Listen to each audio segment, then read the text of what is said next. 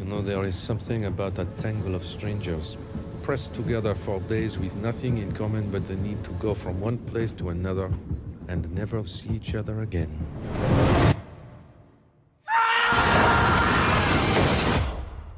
Murder on the Orient Express is based on the 1934 Agatha Christie novel of the same name.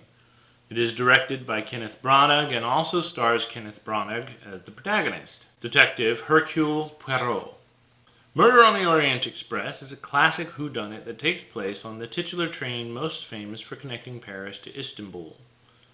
Full disclosure, I am a big fan of Branagh's work, and have been ever since 1993's Much Ado About Nothing, also starring and directed by Branagh. So I was excited to see this movie. That said, I have to say this movie got off to a pretty bad start for me. The movie opens with a scene where we get to see some of Hercule's brilliance and some of his peculiarities. For me, all it did was make me not like the dude. Fortunately, that is quickly remedied by the introduction of the best, if most severely underutilized character of the movie, Book, played by Tom Bateman. Book is the director of the Orient Express, and quite the man of the world, as it were. He is the perfect counterpart to the character of Hercule, and their chemistry is great.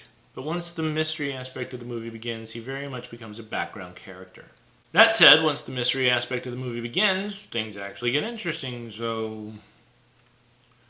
Along the way, we are quickly introduced to a number of other characters. Caroline Hubbard, played by Michelle Pfeiffer. Edward Ratchett, played by Johnny Depp. Hector McQueen, played by Josh Gad. Mary Debenham, played by Daisy Ridley. Dr. Arbuthnot, played by Leslie Odom Jr. Gerard Hardman, played by Willem Dafoe. Princess Dragomirov, played by Judi Dench. Hildegard Schmidt, played by Olivia Colman. Pilar Estravado, played by Penelope Cruz. Edward Masterman, played by Derek Jacobi. Beniamino Marquez, played by Manuel Garcia Ruffalo. Count Rudolph Andrigny, played by Sergei Poluni.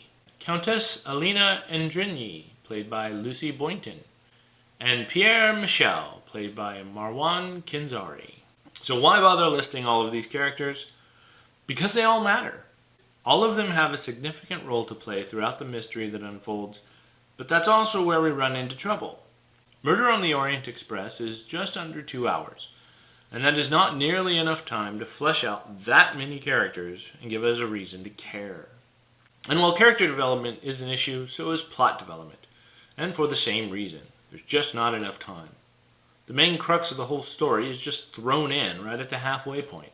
We're never given an explanation as to why Hercule had this random tidbit of information that conveniently made everything else make sense, and I never really got past that. It just seems so, well, random. The performances are fine but stunted. Again, there are so many characters here that few of them get much in the way of screen time. Josh Gad and Daisy Ridley do especially well with what they are given, as does Leslie Odom Jr. with even less. Depp is excellent as Ratchet, and I only heard the Jack Sparrow accent slip in once or twice. The cinematography is worth noting. There are a couple of excellent long takes, which makes sense as a train lends itself to that sort of thing, but there are a couple of instances where the camera is directly above the scene. Not at an angle either, directly above and pointing straight down.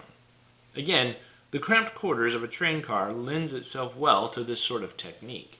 If you're going to watch Murder on the Orient Express, know that it is a slow burn.